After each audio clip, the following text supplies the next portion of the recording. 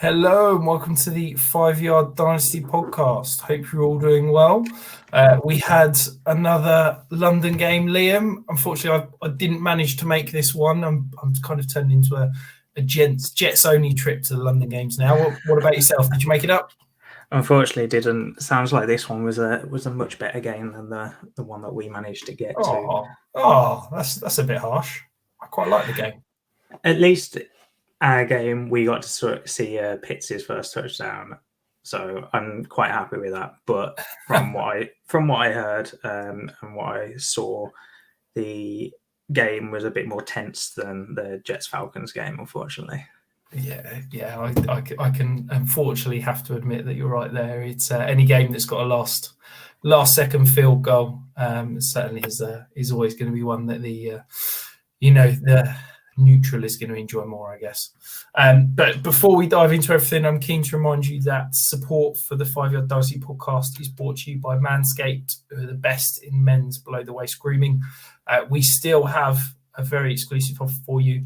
You can get 20% off and free worldwide shipping even, using the code 5 Yard. It's a fantastic product. We've talked about it now for a couple of months. I absolutely love mine, use it very regularly. It is an impressive piece of kit, and it certainly gets the job done. Maybe we should rebrand it under Ronsil, and 4.0. It does exactly what it says on the box. But yeah, I mean, Liam, let's not got to give the people what they want. The cocktail of the week. I'm sure it's the only reason a lot of people tune in. Where are we going today? So today I don't actually have it. So it's a cream cocktail and I'm not a big fan of cream at all. So it's a White Russian, so it's just vodka, Kahlua, and cream. I've heard it's really nice. Go and make it yourself, and I'm happy to get some responses back, see whether it is actually nice or not. But I'm not a fan of creams, so I've never tried it. I'm sure I've had White Russians before, and they've never been that fancy. I'm sure I've just had vodka and milk. I don't know if that's like the poor man's White Russian of just vodka and milk. And maybe that's what they can afford in a nightclub, Rich. I'll tell you now, I definitely wasn't drinking White Russians in nightclubs, that's for sure. There is no way I'm spending money on any sort of cocktail in a club. But yeah, I mean, it was a pretty interesting week this week, wasn't it? I don't know about you, Liam. I had I think it was my greatest fantasy weekend ever. I basically won. Well, look, you got to enjoy the victories when they happen. So yeah, I basically won pretty much everywhere, to be honest. It was delightful. I think any week in which Deontay Johnson, CeeDee Lamb, Dak Prescott all have pretty good performances, I'm generally going to do quite well. But yeah, I was very pleased. What about yourself? I didn't do very well in my dynasty leagues. I'm still doing pretty well in all of my redraft leagues. I think apart from one, I'm not doing very well in, but the rest I'm at least 500 or winning records. But yeah, dynasty, I'm not doing too well. So I don't know why you're listening to me. I was going to say, if only you did a dynasty podcast or something. But yeah, my biggest brag is that I've dropped slightly, but I'm still 21st in the Scott Fish Bowl, which very, very pleased with at the moment. As I said to somebody earlier, it's better to be lucky than good, because I'm not sure I'm good enough to be top 21 in the Scott Fish Bowl at the moment. That's for sure. You're not doing yourself justice there, mate. Well, it's as much as we sit here and talk about fantasy, it is, what is it? I say it's 20% luck, 80% skill in the regular season, and then playoffs is 80% luck and 20% skill. There's definitely a big element of luck in all of fantasy in general. Absolutely. If it wasn't, it would be, make our jobs nice and mute, because otherwise everyone would just be like, right, this person's going to score more points than this person, job done. Let's all go home. Exactly. There'd be no hot takes. Well, exactly that. But also, we talked about Manscaped. We have got another very exclusive, very interesting sponsor. So 5 Yard Rush, we are delighted to be teaming up with Fanteam. So we have got an exclusive contest for Sunday, the 17th of October, which will include the 6 p.m., the 9 p.m., 9:05 and the 9:25 fixtures for the Sunday Red Zone Cash Contest. This means that the contest starts at 6 p.m. and will end once the 9:25 game is finished around sort of 1 o'clock UK time. It is free to enter, and there will be a cash prize to the winner. If you tune into the DFS pod or the DFS live show on Thursday, you'll be able to get the password to enter. So normally the DF guys follow us on this channel, but they're going to be coming up on Thursday because that is when the contest goes live, and you'll be able to listen in, get that password. It's free to enter, and you can win some money. So absolutely go ahead and do that. It should be fantastic. Liam, the highest scorers of the week. We talked about it earlier. There was a few of my favourite guys in there. Who led the way?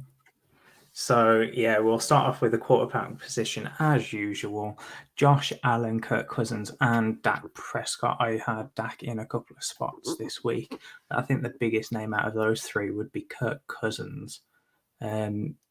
Just everyone sees him as a middling quarterback to high-end quarterback two.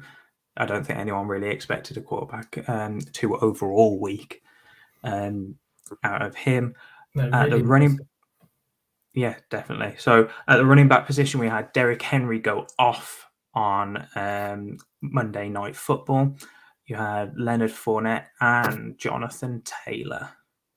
Look, Derrick Henry is an absolute obscene human being. It is absolutely mental that he can just keep doing this. I heard a fantastic stat today on the PFF podcast, which if you're not listening, you should, because it's fantastic. They said that Derrick Henry so far, if you just took his yards after contact so far this season, he'd have more. He's got more yards after contact than any other running back has total rushing yards, which is just mind-boggling to think that, you know, a guy can essentially have more yards after contact than anyone else has pre-contact, post-contact altogether. It just shows how insane he is. I also wanted to quickly touch on Leonard Fournette because, you know, he's kind of putting together a really sneaky, fantastic season. We've seen Ronald Jones essentially be put on the curb since week one. We had that fumble and he's sort of not really got a chance back. There was Gio Bernard was brought in to be the pass catching back, and I think he had 1 week where he had sort of 11 targets, didn't he? And he's not really done much since then. Is Leonard Fournette, is he like a sneaky ad at the moment? I don't know where people are at in terms of value on him, but he's kind of a really solid RB2 that you might not have to pay up for at the moment. I mean, I'm going to go and do some digging certainly over the next couple of days because I think that that offense is going to score points and I want a piece of it. And if I can get Leonard Fournette on the cheap, absolutely do it. Do you think that maybe he's sort of a sneaky cheap buy at the moment? Yeah, definitely. I mean, we've got the trade deadline coming up for the NFL in 2 weeks' time as of today. So that's Tuesday. So I believe it's the 2nd of November, if I've got the date right. But it definitely is 2 weeks today as of recording. So we could see Ronald Jones traded away. We know that the usage isn't there for him right now. They've got Gio Bernard. They've got Vaughn if they really need to back him up. I don't think they need that three-headed monster that everyone was predicting because Fournette's just doing so well, isn't it? And he's catching the ball. That's the biggest thing for him. That's where a lot of the production is coming from. Because I don't think he's terribly different or much different to what he was last year on the ground, but he's catching the ball and he's being really efficient with it. So that's where the hike in points is coming from. And I just wanted to touch on Derrick Henry as well. The dude has 780 yards already in the season. It's just mind-blowing, isn't it? I just had a look to see his carries and then noticed that he has nearly 800 yards through 6 weeks. Yeah, he's on pace for 2,400 yards from scrimmage. Yeah, he's already on 160 carries. Yeah, 160. I was looking at some breakdown of kind of rushing volume versus receiving volume for backs today, and it's basically this nice little collection of guys in the middle. There's DeAndre Swift, Austin Eckler, and Nigel Harris, who are getting far more passing usage than rushing usage. And then there's Derrick Henry, basically off the scale, who's just getting, almost double like the usage. I think he's like 60 carries ahead of the next guy in terms of rushing volume. It's just mind blowing how he is, absolutely huge. We talked about, Larry Johnson and that sort of fabled 400 touch mark, and if every running back that hits that has fallen off a cliff. And Derrick Henry just seems to be like, nah, I'm just going to keep going. You can keep giving me an obscene amount of carries, and I'm just going to keep smashing people around. It's incredible. I do think, I talked about him in my buy sells on Friday. I do think that we're now at that point where, for the last 2 years, people have talked about Derrick Henry as, you've got to sell Derrick Henry. You've got to sell Derrick Henry. He's a must sell because of the usage, and he's going to fall off a cliff. And I think that people are now coming round to that way of thinking that Derrick Henry's never going to go. So I do think that if you can get probably top 3 running back value, if you can get, that fabled 3-4 firsts, if you can get an absolute haul for him, now's the time to do it. One of my favourite moves, if I can get Derrick Henry for DeAndre Swift plus, that's a move I'm doing 100 times out of 100. Yeah, I absolutely love that. I think the best way to put it for Henry is he's the Tom Brady for the running back position. Everyone's called Tom Brady to fall off a cliff for 5+ years now, and he's still not going anywhere. So, moving on to the wide receiver position. So we've got, look at Rich already smiling before I've even said anything. Rich's boy at CD Lamb at wide receiver 1 on the week. And then we've also got Cooper Kupp and Adam Thielen backing him up. But Rich, I know you want to talk about CD. What's not to talk about? The guy's an absolute freak, isn't he? He's, he's incredible. He's in a fantastic offense. We've talked about that. Everything's there. This breakout has been coming. I just think there's nothing to love. It's quite funny actually. He's had this massive breakout, and I've had probably 4 or 5 people inquire about buying him after the weekend. It's like, what are you doing if you're trying to buy him now? But yeah, I think the price is sky high, isn't it? He's my dynasty wide receiver 4. And to be honest, if I'm not a contender this year, he's probably 1 or 2. I think it's him or Justin Jefferson for that top spot outside of your Tyreek Hill and Devontae Adams. I think what is there not to love? He's young. He's got incredible production profile coming out. He's got the draft capital. He's in a fantastic spot. He was the top wide receiver 10 before Dak got injured last year. He's absolutely producing so far this year. I think the sky's the limit in terms of CD Lamb. You can't, you can't buy him high enough, if I'm being honest. I think we touched on it in the off season where we both had a 1A and 1B tier of contending tier 1, which would be someone like Tyreek and Devontae Adams, and then a tier 1B, which would be the non-contending, which is like a Justin Jefferson and CD Lamb, as you said. And I think that's where I am right now, and I'm interchangeable with Jefferson and Lamb. I don't know which one to put first, but if I've got either of them, I'm very happy in my dynasty leagues. And I might be getting a little bit hot takey, but Jamar Chase is in that tier for me as well. That's becoming a tier of 3, and I think that CD Lamb, Justin Jefferson, Jamar Chase, those are the 3 guys that if I've got on my roster, I'm very excited for the next 3 to 5 years. I think with Jamar Chase, I've got to see a little bit more to put him into the top 3. What I don't want to do is see what the community did with DK Metcalf last year and AJ Brown last year. They're still there. Chase, I think they're still there. I'm not saying that they're not there. I'm just saying they're not the wide receiver 1, as everyone was saying. So I want to see a bit more out of Chase, but honestly, I'm absolutely loving Chase, and I think I'm only a couple of weeks behind you right now.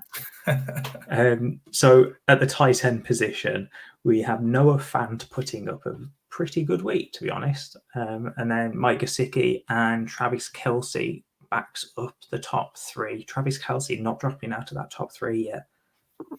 It's just, death taxes and Travis Kelce producing points. I have to say, as a guy that owns a lot of Travis Kelce, I've been a little bit disappointed with his performance so far this year. I think, look, he's the tight end 1. It's hard not to be impressed by him. But he's not quite kind of so far ahead of everybody else at the moment. And I do think that, I talked about it on the DFS pod with Mark last week. I really do think that this Chiefs offense is due to kind of go on a bit of a run and just tear people apart. And I think that Travis Kelce is going to be a big part of that. I'm very excited about him for the rest of the season.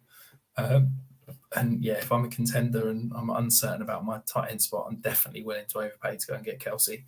But the guy I'm really keen to talk about is Mike Sikki. He's kind of been one of these guys that I've had a bit of a blind spot for over the past couple of years, because I just, you see that incredible athleticism. He's basically a 99th percentile athlete in pretty much every way you look at it. He is a complete athletic freak.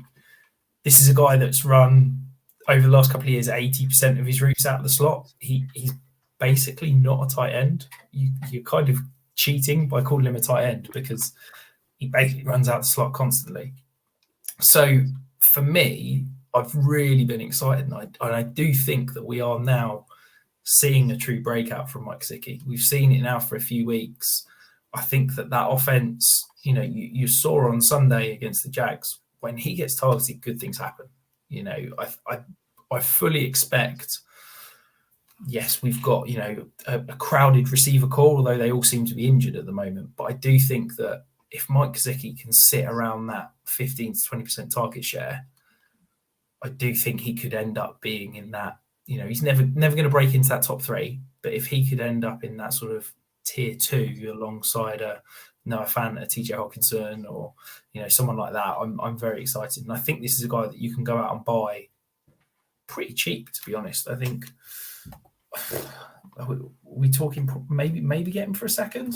I don't know if, the owners probably wanted to sell him a bit higher after last week, but I do think that some people will be thinking, right, now's the opportunity to try and sell on Sikki, and if I can get him for a second, I'm really happy paying that.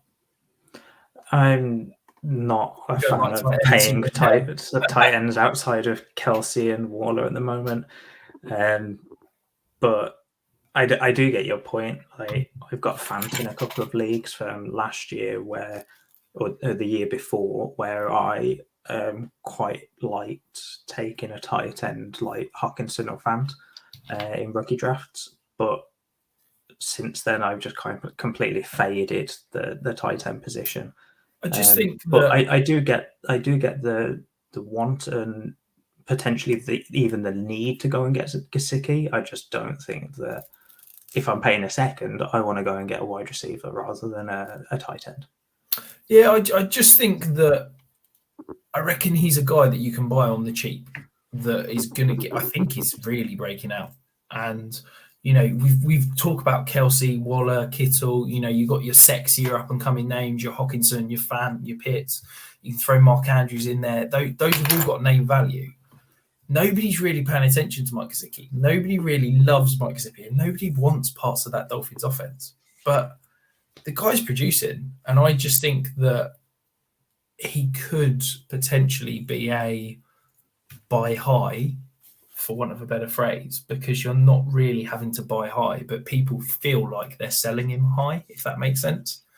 And I think that whenever people sort of start to point at a player and say, sell high, that's actually sometimes quite a good place to buy, because when somebody comes to consensus sell, normally the price is so cheap that you can almost buy them, if that makes sense. Yeah, you spoke about it last week, basically going against the grain, digging when everyone's zagging. But enough of the high scorers. Let's move on to the significant news. So not as much as previous weeks, but some pretty big news. So Christian McCaffrey went on to IR just before the games last week, or at least the Sunday games last week. That is looking like he's re-aggravated his hamstring. So that's, again, 3 weeks, or 3 games, should I say, out. I don't know what that means for him long term, but I can see his value significantly dropping now, and there's going to be question marks about who's going to be the first overall pick in quarterback, one quarterback leagues. I think it's a brutal injury, because it felt like, we talked about Edwin's kind of prognosis that it's, a third comeback after a week, a third after a week, and then a third of kind of 2 weeks plus.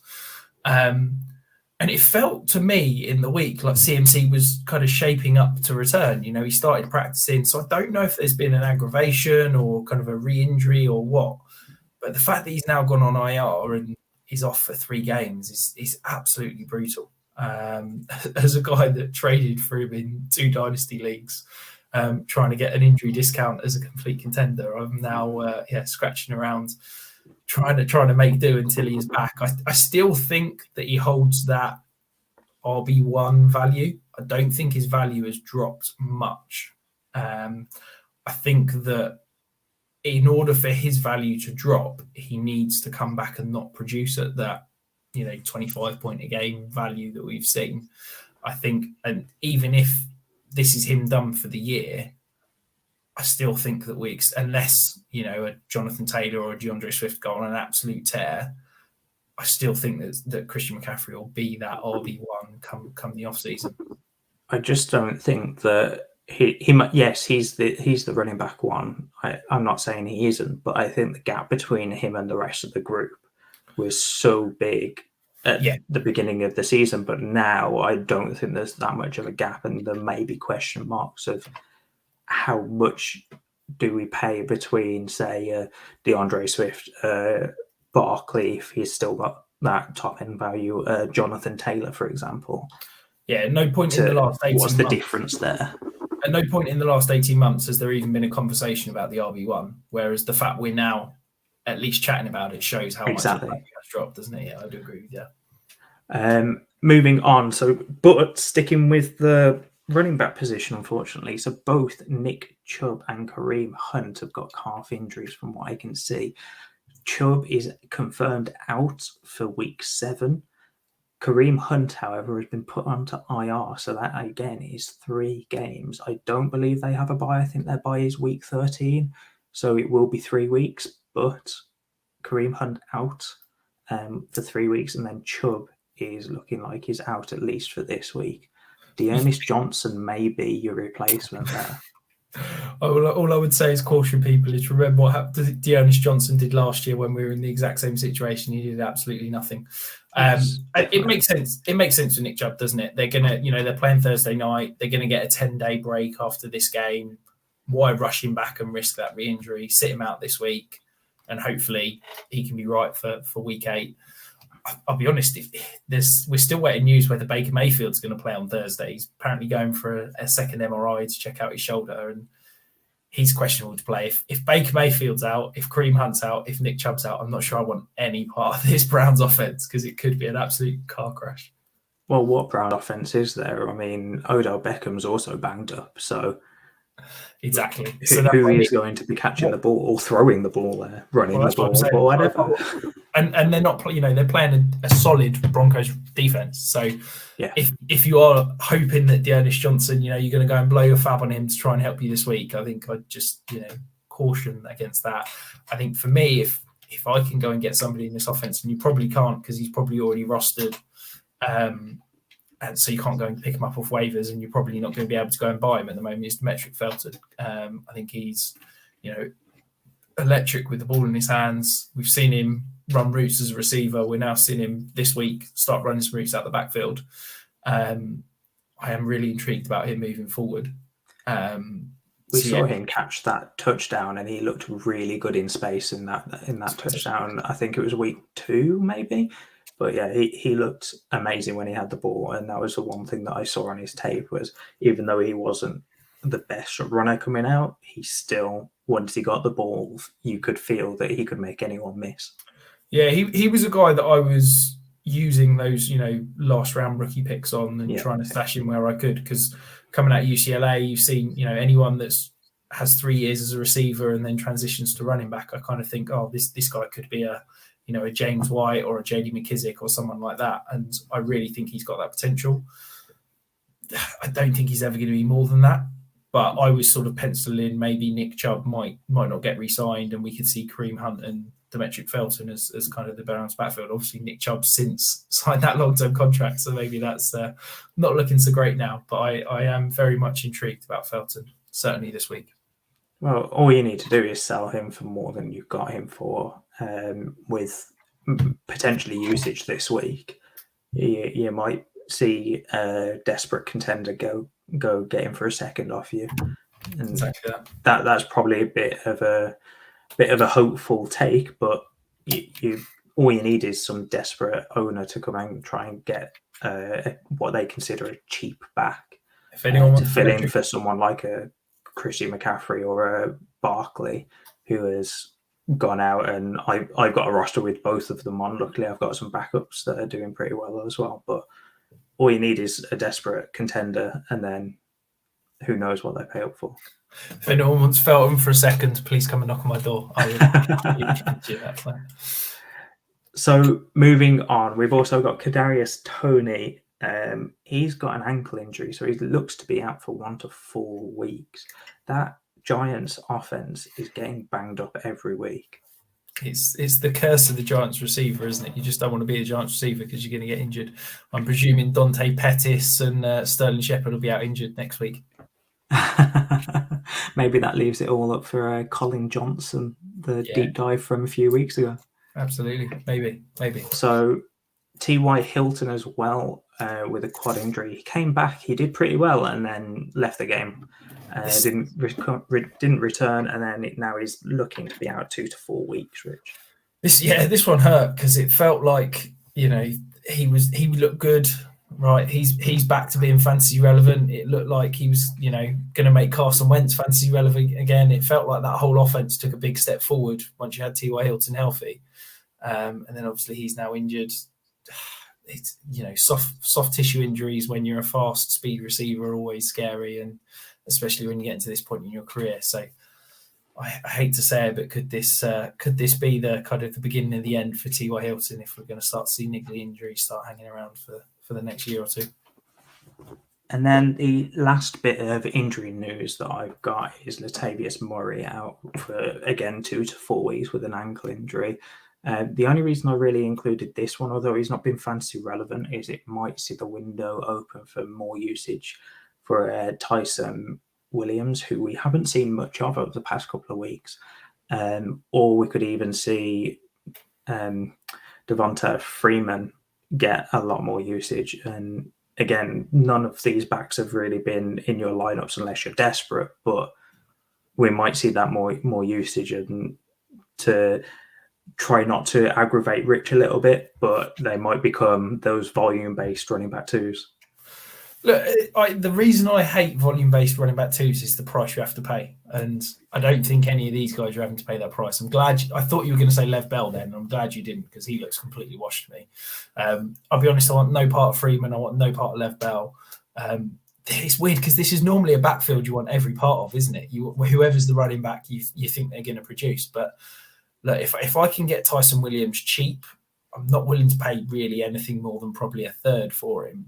But I'm really intrigued by him. I really liked him when he was playing. I thought he looked explosive. I thought he looked like, he could produce.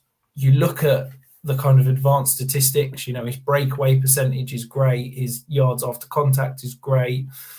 I do think there's something there. I can't get my head around why the Ravens aren't giving him more workload when you've basically got 3 corpses in the backfield to share him with. I do wonder if it's more of the kind of the non-fantasy side. We saw him basically not be able to block anyone in pass pro and miss a few assignments on that side of things. But I think if Latavius Murray is down, I'm kind of hopeful that Tyson Williams might get a bit of a chance. I think I'm just hoping for that at this point. He did look pretty good, but we'll have to see how that goes, because, as you said, it might just be the non-fantasy relevant part of football that lets him down. And we all know that teams don't really care about fantasy football and our feelings when we're trying to play, when they're trying to win a Super Bowl. So the last bit of significant news I wanted to bring up was the trade deadline is in 2 weeks' time. I know I hinted at this earlier. It is on the 2nd of November, so that's 2 weeks as of recording on Tuesday. So the only reason I really wanted to bring this up is we could see some veteran running back trades, and that might be a little bit hopeful. but we could see someone like a Marlon Mack get traded, because I know that the Colts have already said that they want to trade him, but whether we see anything with these running back injuries, I don't know. I think it is a bit too wishful right now. I'm gonna let's hope. Stick my flag in the sand and say, look, there is going to be nothing fantasy relevant trades happening from here to the trade deadline.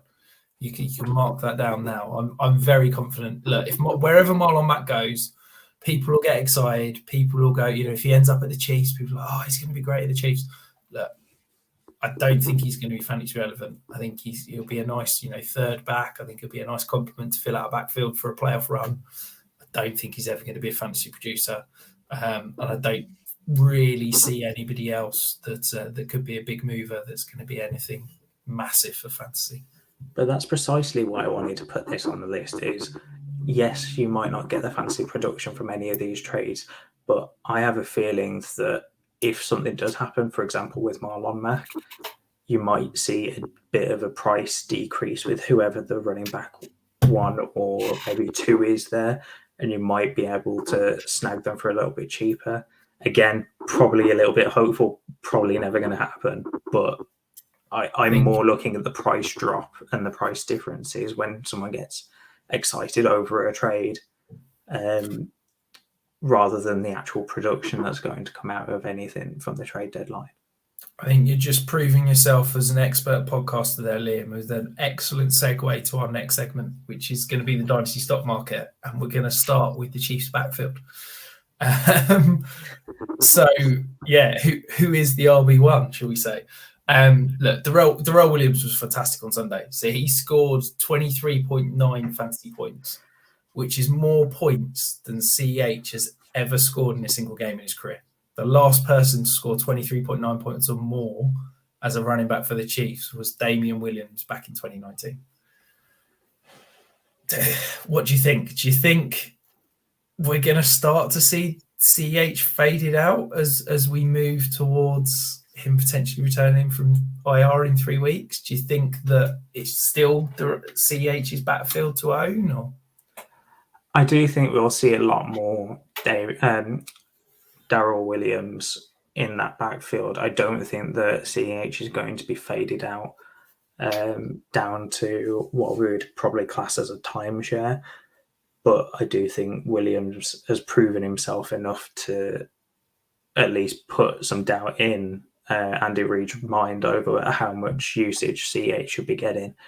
The only thing I really want to say on this is I'm upset that Jerick McKinnon is not getting anything there, because I so desperately wanted him to be a thing at some point, even if it was for a season. I wanted last year. It was great when he was scoring 10 points every odd week, but yeah, I think for that backfield, Jerick McKinnon is probably not doing anything anymore.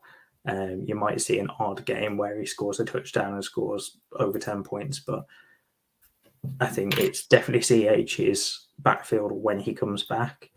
We will see Daryl Williams a lot more than we have been seeing him right now. Yeah, I think it's an interesting one, because I do like Daryl Williams and I think he looks good. I don't know if he's going to get this role when CH comes back. I do think that they've invested in CH and I think they'll continue to use him. But I do wonder, as you said, if Daryl Williams could eat into that usage. And I do think he's shown enough that he should certainly be considered and kind of kept around moving forward. I just don't know if he's ever going to be kind of higher in terms of value than he is right now. And to me, that immediately makes me think maybe you give it another week, see if he can do it again this week, and then you look to sell, because you know me, I'm always looking to try and sell at peak value when it comes to a running back. Yeah, I again totally agree. I don't think you're going to get any better value right now than Daryl Williams is currently going for. So if you can sell him and you can afford to let him go, I think that's a big thing. We always talk about selling at peak value, but a lot of people mistake that sell at peak value for sell at all costs. If you're contending and Daryl Williams is helping you contend, keep him. Yeah. At the end of the day, we're all trying to win a championship. But if you can afford to let Daryl Williams go right now, say he's your running back 4, maybe you're running back 5, you've got no buys coming up in the coming weeks, why not try and sell him now? And then you could even turn that pick that you sell him for into a longer term asset that will increase in value in the future. I think it's got to be a second for me if I'm selling him. I'm not selling him for anything less. I think a second's probably I'm with you there. I think a second's probably an overpay in terms of his value. So if I can get that second, I'm pretty happy with that, to be honest. So then the next big riser. So it's Darnell Mooney. So this is now the 3rd week on the trot that he has out-targeted Allen Robinson. It feels like we talk about the Chicago pass catchers every week. Are we ready to have the conversation that Darnell Mooney is the wide receiver 1 in Chicago? No, okay. I'm not. That was nice and easy. Moving on. We spoke about this on text when we were trying to figure out who to put on the show sheet. I think for the rest of this season, he does have a genuine chance at being the top target there. A-Rob may come back, but whether it's to the full extent of what we believe Allen Robinson to be and what we've seen him be in the past, I'm not sure he will come back and probably overtake Mooney at this point. But we looked in, I believe it was yesterday, we had a look. The Bears have the 11th most cap space next year.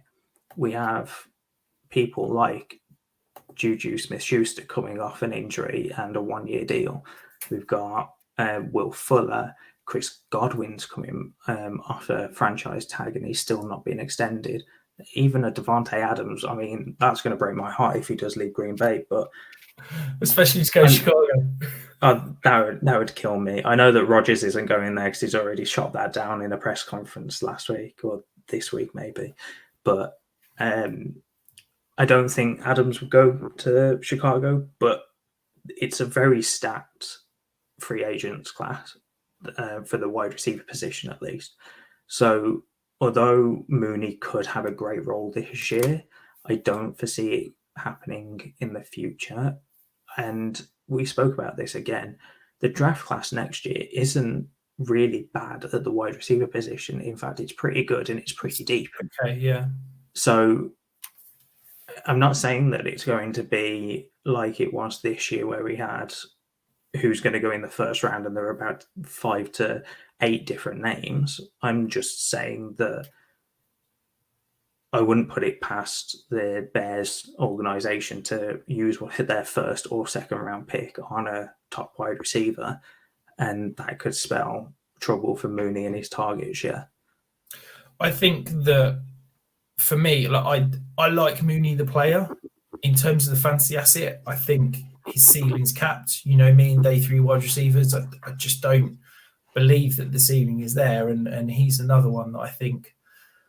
At the moment, he's probably priced about right, and I think he's a decent value if you can get him for that sort of 2nd round price range. But I do wonder if he's a sneaky buy now with a view to selling him early in the offseason, because I do think that people are still valuing him as the wide receiver 2. People are thinking that Allen Robinson is worth more from a dynasty perspective than Darnell Mooney. Okay, if you can go and buy Darnell Mooney for a 2nd round pick now, the hype will happen around February, March time, okay? Just before free agency hits, people will get excited that Darnell Mooney is the wide receiver 1 in Chicago. Allen Robinson's probably going to move on and go elsewhere. And people will start talking about Darnell Mooney's going to have a 25% target share. He's a must buy. He's going to break out. He's going to be a superstar. And that's the point at which you then sell Darnell Mooney.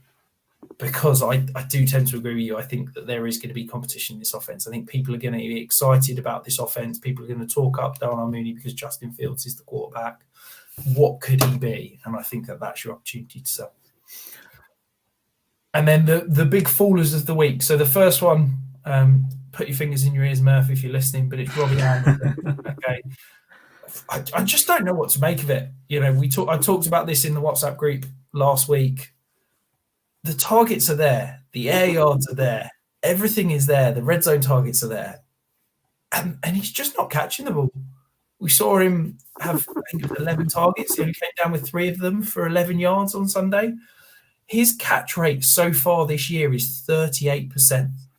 Yes, I get he's getting some deep shots, but that should be at like 60, 70%. It is absolutely mental. Now, his catchable targets is, in terms of the percentage of balls that are catchable, is quite low, but it should still be higher. I mean, I can't work out if it's watching the games. I can't work out if this is a him thing. I can't work out if this is a Sam Darnold thing. I want to believe that the peripherals are there to say that Robbie Anderson could break out and could be a stud for the second half of the year. But I'm just waiting for it, because those catch rate numbers, and watching him on Sunday, and he couldn't catch anything. It feels like it's properly in his head at the moment. I mean, what do you think, Liam?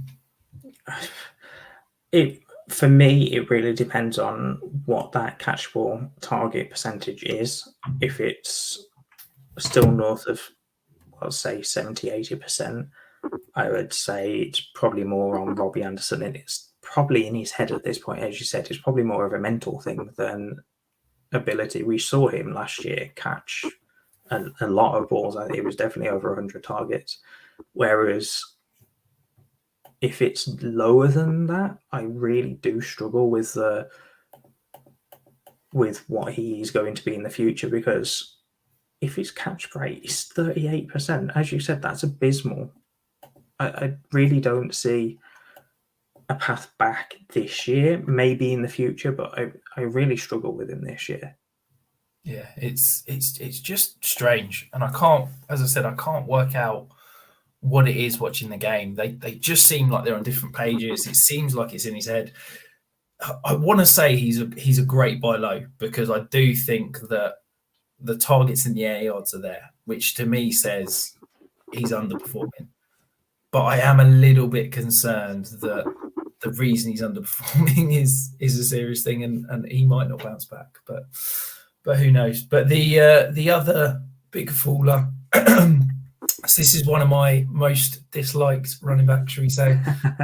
So I'm pleased you added him on here, Liam. So it's Devin Singletary. Basically, he's just not getting used, is he? This is 100% Zach Moss's backfield. So his currently snap share is around 25% over the past few weeks. So what are we doing with Devin Singletary? Is he at the point at which you're basically giving him away? Would you cut him? I don't think I'd cut him. I think he'd still just hold value, but I don't know what that value is right now. I think people see the name and still associate the preseason kind of, not hype, but the preseason value to him. I still don't think people have really put the name and the production together. When I looked earlier, as you said, his snap percentage is around 25% over the past few weeks. The only way he's scoring anywhere near 10 points, which is like a threshold I tend to use in PPR at least. Any time he's scored around 10 points is when he's catching like over 3 targets. That's the only time that he's ever getting close to it, or he's scoring a touchdown. So for me, I think if I can get someone who's looking at trying to or not putting the name and the production together, then I'd probably sell right now. Maybe 2/3 I'd be getting out from under him right now. I as you said, I think it's Zach Moss's backfield for the yardage, and then Josh Allen's taking touchdowns where he can, and then Moss is taking the other ones. I don't think there's much there for Singletary. Yeah, I want no part of him. I'll give me a third, give me a fourth. I'm just off. And I'm a guy that says I want every part of every running back, but I just don't think the usage is ever going to be there in this offense. Even if we saw a Zach Moss injury. I don't know if he's ever going to be kind of truly fantasy relevant and be kind of a starter for you long term. So the players of the week then, Liam. So this is my opportunity to brag about one of my guys again, Rashad Bateman. Now, I get your look. You're thinking stars of the week. He's not really been a star, but I think if you look at the underlying stats, I think he really was. He had the sigh and me shaking my head with nothing to do with stars of the week, and you putting him on here. It was purely the fact that you just called him your guy. After the past 2 to 3 weeks, I've been hyped about him coming back from IR. I've got him in so many leagues, and people have tried to buy him off me for cheap. And I've said, if you're not paying what you were paying for him at the point of draft, after someone had drafted him, you are not getting him from me. And the fact that you just called him your boy right in front of me there, that's why I'm sighing. I only did it to wind you up, Liam, because I feel like he's a podcast guy, but I want to claim him mine before the break. I was really impressed. I think he is the real deal. I thought I was so excited about him coming out. I was so excited about him once he got drafted. Yes, the landing spot wasn't ideal, but I really thought he could be a stud in this offense. And on Sunday, I thought he looked fantastic. He's not back to 100%. You can see he's not running at that 90% snap rate. He's not being used all over the field. But I do think that I think he could be a league winner for people down the stretch. I hate to say it, but I think we could see a Justin Jefferson light. I said light, kind of second half of the season here. So he had a 22.2% target share. He had a 6.7 ADOT. I'd like to see that sneak up closer to 10, if I'm being honest. But I really, really was impressed in terms of his route running ability. He ran a slant, which I appreciate. It's not a particularly sexy route. We're not talking about any of these double moves, but his ability, his size to create separation even on those simple routes, I think is going to enable him to win all over the field. And I'm very, very hyped about him moving forward. As you put on the show sheet, buy now whilst you can. I don't think his value right now matches what his potential upside is. I'm not saying you buy everyone at the top end upside, but I do think Rashad Bateman's average over the next couple of years in terms of value is currently high. He's currently higher than what his current value is. So if I can get Bateman, I will. But what are you paying for him, Rich? Because I know people that are very high on Bateman like me. So know that people didn't want to touch him after the draft, and probably after the stint on IR, they probably won't want to touch him still. But speaking about route running as well, you said that he wasn't running many of those double routes, those sexy routes. And yes, while that is true for the game, we saw him in the preseason absolutely destroy Marlon Humphrey. And that's no easy feat. Yes, it was no pads and preseason, so Humphrey may not have been taking it fully, but Humphrey was still fully agitated that he got beat by this rookie. Yeah, I think that sort of stuff hypes me up for him. And yes, maybe I'm buying into the hype a little bit, but if I can get him for anywhere around a first, I'm probably taking that. What are you thinking? Yeah, I think if I can pay yes, I don't want to be paying a top 6 pick probably for him. But to give you an idea, he's my wide receiver 26. So I've got him ranked ahead of guys like Robert Woods, Mike Williams, Julio Jones, Juju Smith-Schuster, Michael Thomas, Allen Robinson, Adam Thielen, Odell Beckham. So if I can move off any of those guys to go and get Rashad Bateman, I'm absolutely doing that. I'm really excited about him long term. I'm really excited about what he could be. And I think that if he'd have been drafted by 31 other NFL teams, his value would have been probably a mid first. I think he'd have been the wide receiver 2. Maybe 29 other teams. Let's take the Texans and the Lions out of that. Okay, fair enough. But I think that, look, he is the real deal, and I am super excited about him. And I think that because people still don't think he can be a fantasy stud in Baltimore, I think the value's still cheap. We've seen Marquise Brown having this incredible stretch of, what are we now, 11 games or something like that, if you go back to the end of last season. And I think that we're seeing Lamar has improved as a passer, and people haven't quite caught up and kind of got on board with that. So yeah, I'm very keen to, as I said, go and buy him now while you can. So Liam, who's your player of the week? So I've gone for Khalil Herbert here. Now, his stat line is what drew me to him. I had a quick look at some tape, and I did really like the running that I saw from him. So for those that haven't seen his stat line, he went for 19 rushing attempts for 97 yards and a touchdown. So only 3 yards off that magic 100 milestone there. And then he also had 3 targets, 2 receptions, and 15 yards on those. Yes, he had about an 85% snap share. So he was basically the only running back on the field at any one point. There was no David Montgomery, who's on IR, and Damian Williams was also on the COVID IR. But I still think that for someone that the Bears got, I believe it was in the 7th round, 6th, 7th round. He did really well. And if he's your running back 3 on a NFL organization, you're looking pretty good at that point. The big concern that I have is he did it against Green Bay. And you know what? Although I'm a homer, I will always admit I'm a homer. I do know what the Green Bay run defense is like. It is not a very good run defense. So he's got a real test next week against Tampa Bay. I think it'll be an interesting defense. It'll be an interesting switch next week, because nobody even tries to run against Tampa Bay these days. People go super pass happy, and I think that we'll now get to see what he can do as a receiver. So it'll be an interesting kind of 2-week stretch for him.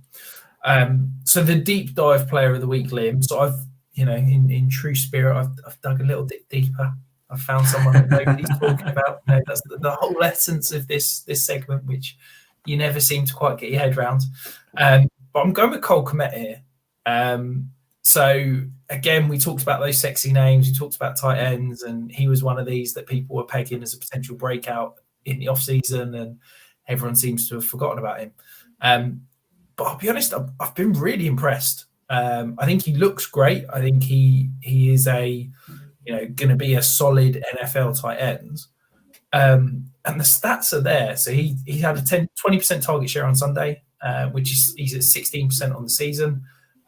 He's participating in 72% of routes so far this year, and 40% of his routes have come from the slot. So this is a guy that's getting moved all over the field. I think, we talked about the Chicago offense hopefully taking a step forward as Justin Fields starts to get his kind of feet under him and starts to develop in this offense. And I think that you could potentially be able to steal Cole Kmet away now, whilst everybody thinks he's trash. And this could be, next year and beyond, the guy that, again, I don't think he's ever going to be an elite top 5 tight end, but he could easily be a streamable option for you if you're going with a kind of 2-3 tight end strategy. That I kind of quite like him, and I think he's basically free at the moment. I like the price. If you can get him for a third, then sure, why not take the punt on a tight end for a third? My biggest concern is the tight end position in general. I'm just not a fan of the whole position from the point of a value stance. I do think that you can literally put anyone in your tight end spot and have a good chance at them having a top 16 week. As you said, the stats are there, and while Fields develops, maybe those stats do turn into production. But again, I see wide receiver coming into that offense next year, which will take something away. Whether it is going to be significant enough to see a drop from that 20% target share, I don't know. But again, I just think that Komet really is one of those players like a Troutman that I was thinking about before the pod, actually, where they were really talked up in the preseason, and they were like, I couldn't even sell them for more than a second. People were offering me seconds, and I said no, stupidly. I have no idea why, but now if you got offered anywhere near 2/3, I would assume people are taking that. So we do it every year. We hype up, 10 to 15 of these breakout tight ends that they're going to break out, and every year one or two do. And then because those one or two break out, everybody points to the 10 or 15 next year and goes, look, we've seen Dalton Schultz. He's turned into a stud. So why can't it be Adam Troutman next year? And everyone falls into the trap. And I'm probably doing the exact same thing and highlighting Khalil Herbert, but I'm gonna keep talking about tight ends, Liam, and hope that eventually you will finally come round to my way of thinking. And then the final kind of player-based segment for the week. So we got the Dynasty Spotlight. Now I text you and said I want to talk about Josh Jacobs, and your response was why? so let me tell you, Liam. Okay, I'm really concerned about Josh Jacobs. I think that this could well be the kind of sell low in terms of I think his price is about to plummet. I think that people are already kind of off Josh Jacobs. I think that people kind of got excited about him over the last 2 years, but people are realising he's just a bit of a volume-based RB2, those players that I hate. So he saw a 65% opportunity share this week, okay? Of that, he got one target in the passing game. He's averaging one target in the passing game this year. We keep talking about maybe he might get used in the passing game. It's just, frankly, it's not going to happen. He has got the second highest touchdown rate of any running back that's had over 20 carries so far this year. He is at 7.4%. He's averaging a touchdown a game. Okay. I think if you can try and sell Josh Jacobs on the fact that he's producing, he's putting up decent numbers when he's there. He's a reliable plug and play option. You know what you're getting.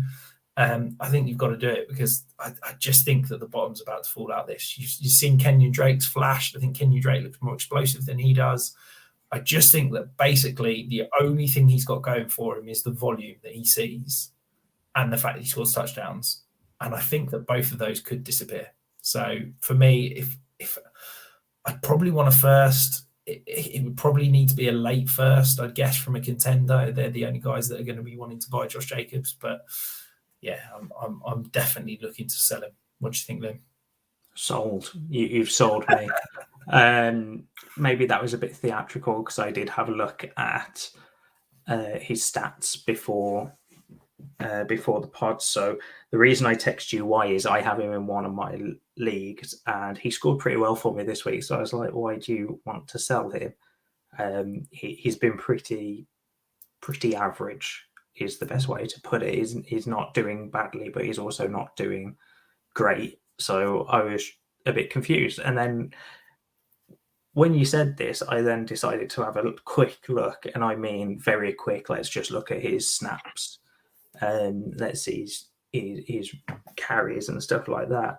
And I know that Drake had a good week this week, but I didn't realize how bad it was for Josh Jacobs this week.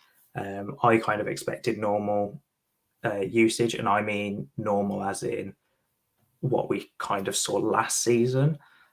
Whereas, yeah, I think if you can get a first for him, I'm selling him. And I'm probably going to sell him in that league, hopefully before any of them listen to this podcast. Well, I've been trying to sell him for the last week in my one share of him. So if you're in that league and you're listening, he's a must buy. You need to come pay me first. So Liam, the mailbag. Have we got a listener question? So we do, and this one is from our very own Paul from the Dynasty Listener League. He does his own little blog as well. So if you want to go check that out, that is at ppickham13, I believe is his Twitter handle. So I may be making a guest appearance on that this week. So definitely go and have a look. There you go. Little sneaky tease for you. Plug. And another shameless brag there from Rich. I think we need to title this episode "Shameless Brags from Rich" all the way through. Isn't that just the title of the podcast? I thought that was the only reason why we did this, so I could brag. So the question is, what is your current value of Najee Harris in terms of startups? So projecting his current value into next year's startups, where would you take him, Rich? Okay, all right. That's so. I'll be honest. I prepped for this question based on value right now. So I might have to do some thinking on the fly. In terms of value right now, so he's my RB7. In terms of rough value, I value him around kind of 2 random firsts. The guys I've currently got ahead of him are Christian McCaffrey, Saquon Barkley, Jonathan Taylor, DeAndre Swift, Dalvin Cook, Alvin Kamara. So in terms of startup value, okay, so in Superflex, I'm probably taking him middle of the second, mainly because I'm not touching anyone but quarterback in the first round. So I probably would still have Jonathan Taylor, DeAndre Swift, definitely. And then depending on how the rest of the season plays out, probably Saquon Barkley and Christian McCaffrey still ahead of him. Okay. I'd also probably throw in those, 5 young receivers ahead of him. So we're talking Justin Jefferson, CeeDee Lamb, Jamar Chase, AJ Brown, and DK Metcalf. And then I'd have to have a think about Tyreek Hill, Devontae Adams again, how they look out the rest of the season. So I guess to sum up, in a 1 QB league, I'm probably looking at him back end of the first, early second. I'm thinking he'd probably be the 4th or 5th running back. And I'd probably take 5 receivers ahead of him. So probably around that 11, 12th pick. And in Superflex, I'm looking middle of the second. What about you, Lynn? Yeah, I'm very similar. So I've got him in kind of a fluid tier. I don't think I have any preference of him. DeAndre Swift, these are probably behind Christian McCaffrey and Barkley at the moment. But then and I suppose throw Jonathan Taylor into that top 3. But then after that, there's probably a tier of 4. So that DeAndre Swift, Najee Harris. I can't think of the other 2 names off the top of my head. I know it's definitely 4, but it's kind of fluid for me. There's no real I want it in this order. And I think that's my kind of issue with him right now is I think he's definitely a running back 1. And as you said, in Superflex leagues next year, I'm looking at quarterback in the first round, regardless of where I'm picking. Unfortunately, I think that's where Superflex are going. And the days of getting quarterbacks pretty cheaply in comparison to what you'd have to pay outside of the draft, that's quickly evaporating after the past 2 seasons. But specifically for Najee, I really struggle with where to put him because this season and last season have really proven that running backs will get injured. And I'm slowly starting to put wide receivers in that kind of mixed bag tier rather than just having solid, let's take 6 running backs before we even look at wide receiver like we probably did this year. Yeah, I think for me, I've always tried to build my teams around quarterbacks and wide receivers, and it's certainly the way I'm doing. I'm probably, time will tell how values settle down once we get towards kind of the startup season next year. But I wouldn't be shocked if in Superflex draft I'm going, quarterback 2 or 3 in the first sort of 5 or 6 rounds. If I'm then going hammering wide receiver, and I don't even look at running back until like round 7, 8, and then I'll do my usual thing and take 15 running backs and just hope that a couple pop or I can get some, make do with Damian Williams and Daryl Williams and people like that, and then just smash them in the rookie draft. I'm always concerned about building around running backs in Dynasty. And I think Najee Harris is another one because yes, whilst he looks great and he's producing, and a huge amount of that is based on the fact he's getting a lot of receiving work. Who's going to be the quarterback there next year? What happens if we see a completely different quarterback come in? Who knows what that offense is going to look like? To be honest, I just don't know if we see a mobile quarterback that doesn't check down to the running back. Does that mean Nigel Harris's value kind of evaporates because he doesn't get any of those targets? Who knows? Yeah, I think with Najee, I don't. The good thing about him is I don't foresee the Steelers taking anyone significant to share that time with him. That they're not known as a timeshare offense. We know that they really do enjoy having that workhorse back. So with that in mind, I do have him ranked pretty highly in my running back rankings. Yeah, definitely.